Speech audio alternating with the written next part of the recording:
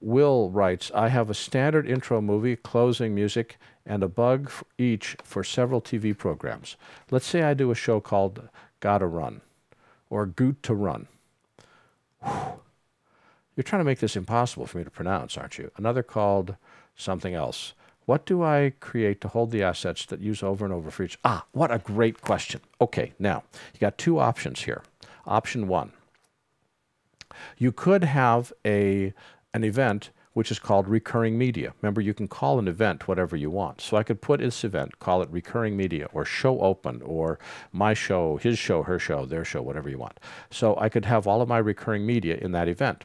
Easy, works great, store it on a single file on your hard drive, use it over and over again as much as you want. Or you could create it in a browser. If I click down here, this browser gives me access to my iTunes library. This browser gives me access to my iPhoto library. So I could take the music that I want to use over and over again, and rather than put it in an event, put it in the iTunes library. Or if you download the extra material that Final Cut provides, this is all the additional audio files that get downloaded with that 1 gigabyte download for Final Cut. There's tons of them.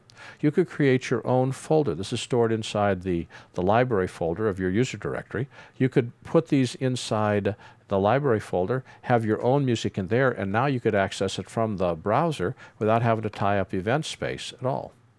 The only disadvantage to a browser, it's always available to you, that's an advantage, but the disadvantage is that when I edit from the event browser, these buttons and the keyboard shortcuts for an extend, an overwrite, an insert, or a connected edit, all those keyboard shortcuts work.